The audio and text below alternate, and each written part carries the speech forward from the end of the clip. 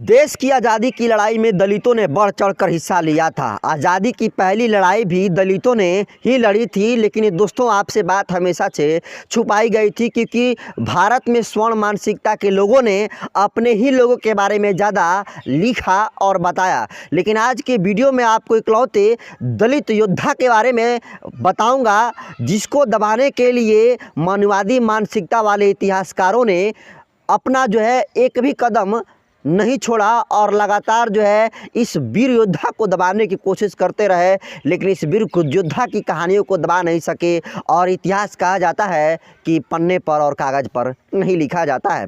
लेकिन आगे उस वीर योद्धा के बारे में चर्चा करूं उससे पहले नए दर्शकों को अपना परिचय दे देता हूं।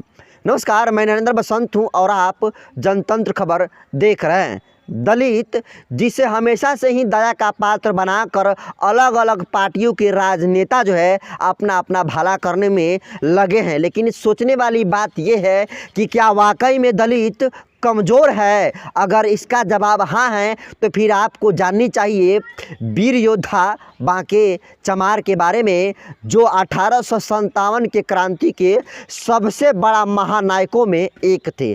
जी हाँ, बांके चमार जिनका जन्म देश के सबसे बड़े प्रदेश उत्तर प्रदेश के जौनपुर ज़िले के मछली तहसील के कुंवरपुर गांव के रहने वाले थे और अंग्रेज़ों से लोहा लेने के लिए बांके चमार अकेले ही निकल पड़े थे। लेकिन बाद में जब लोगों को लगा कि बांके चमार उनके लिए लड़ रहा है तो फिर अन्य लोग भी बांके चमार से प्रभावित होकर उनके साथ 1857 के क्रांति में बांके चमार का साथ देने के लिए निकल पड़े। लगातार बांके चमार और उनके समर्थक अंग्रेज़ों से लड़ते थे और फिरते थे, और बांके चमार ही इकलौते सख्त थे जिसका सामना अंग्रेज़ों से कई दफ़ा हो गया था।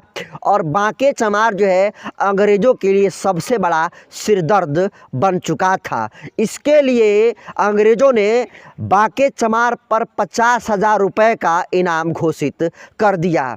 50,000 उस समय में बहुत बड़ी रकम थी। जिस ज़माने में 1 आना, 2 आना और 3 आना चलता था, तो उस समय 50,000 इकलौते ऐसे ये नायक और वीर योद्धा थे बांके चमार, जिस पर अंग्रेज़ों ने 50,000 रुपया इनाम रखा था। और उस समय का 50,000 की तुलना आज के पैसे से करें तो लगभग 50 करोड़ के बराबर होगा। ये इतनी बड़ी रकम अंग्रेज़ों ने बांके चमार पर इसलिए रखी थी क्योंकि बांके चमार का सामना कई दफ़ा अंग्रेज़ों से हो चुका था और अकेले ही बांके चमार और उनके समर्थक 200 अंग्रेज़ों पर भारी पड़ते थे। और यही कारण है कि बांके चमार अंग्रेज़ों के लिए सिरदर्द बन चुके थे। लेकिन बाद में बांके चमार के साथ ही उनके मुखबरी कर दिए और उनके बांके चमार कहाँ रहते हैं उनका लोकेशन उनके साथी ही बता दिए, और अंततः बांके चमार पकड़े गए। और बांके चमार सहित जितने भी उनके कट्टर समर्थक थे उनके साथ 18 लोगों को भी पकड़ लिया गया और उन 18 लोगों को बागी का नाम घोषित कर दिया गया। और उन बागी में सबसे नेतृत्व करता थे वो बांके चमार थे। और इस तरीके से उन पर मुकदमा दर्ज कराया गया और उन्हें यातनाएं दी गई। और अंततः अंग्रेज़ों को डर था कि कहीं भगत सिंह की तरह एक क्रांति न कर दें,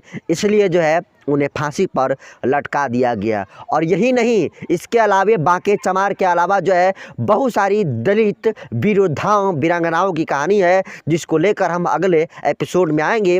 तब तक के लिए इस वीर योद्धा की कहानी को आप कैसे देखते हैं कमेंट करना भूलिए। और आप भी चाहते हैं किसी तरीके से दलित यूथ आइकॉनिक व्यक्तियों पर वीडियो बने तो फिर आपको चैनल को सब्सक्राइब कर दें, ताकि इसी तरीके से जितने भी दलित लीडर रहे हैं उन पर मैं वीडियो बनाऊं, जो भी महावीर जो भी महायोद्धा रहे हैं वीरांगना रहे उन पर वीडियो बनाऊं। तो चैनल को सब्सक्राइब कर लीजिए, पेज पर नए हैं तो पेज को फॉलो कर लीजिए।